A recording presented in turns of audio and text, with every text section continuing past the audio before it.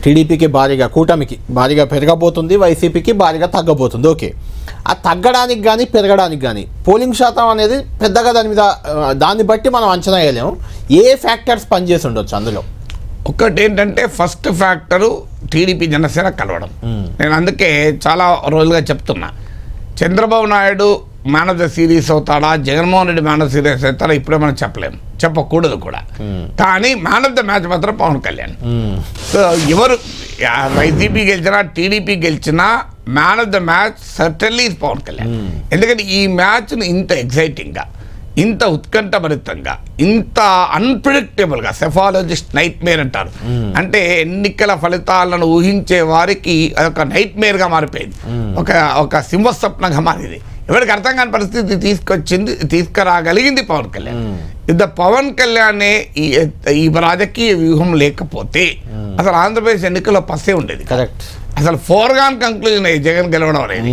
So Pawan Kalyan చేయగలిగింది ఏంటంటే TDP Janasena కలపడం ద్వారా ఒక పెద్ద ఇనీషియల్ అడ్వాంటేజ్ను కూటమికి ఇచ్చేశారు. సో అది ముఖ్యంగా కృష్ణా గోదావరి బెల్ట్లో ఒక రెండు బలమైన సామాజిక వర్గాలు కలిశాయి. ఓటింగ్ రీత్యా కూడా బలంగా ఓట్ అడిషన్ అయింది. So clear electoral arithmetic advantage వచ్చింది. అయితే అరిథమెటిక్ సరిపోతుందా? సరిపోదు.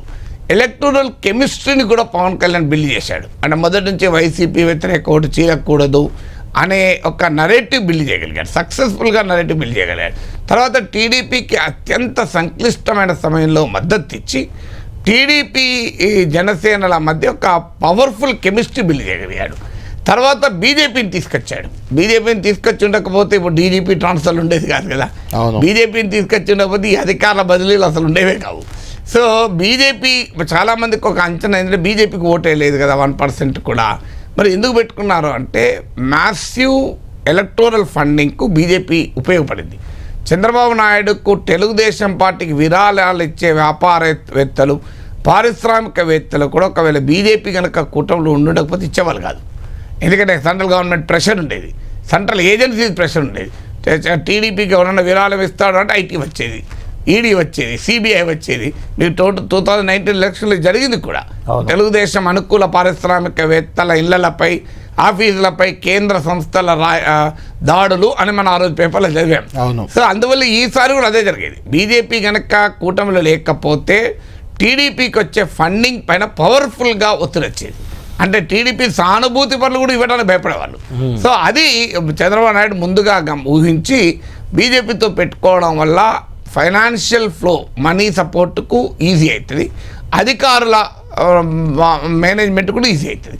ఈ రెండు సక్సెస్ఫుల్గా సాధించవచ్చండి. ఇది ఎలా సాధ్యమైందంటే పవన్ కళ్యాణ్ వల్లే. బీజేపీని తీసుకొచ్చింది పవన్ కళ్యాణ్, చంద్రబాబు కలిపింది పవన్ కళ్యాణ్, చంద్రబాబు నాయుడు కొన్ని సీట్లు తగ్గించుకుంది పవన్ కళ్యాణ్. సీట్లు తగ్గించుకోవడంలో కూడా తీవ్రమైన దాడులు ఎదుర్కొన్నారు. అసలు అమ్ముడు పోయాడని మొదలుకొని జగన్మోహన్ రెడ్డి వరకు. సో భయంకరమైన కాపు నేతల అటాక్ ఎదుర్కొని ఇవన్నీ ఎదుర్కొని పవన్ కళ్యాణ్ ఆ మేరకు నిలబడగలిగాడు. అందువల్లనే నేను అనేది మ్యాన్ ఆఫ్ ద మ్యాచ్ అనేది.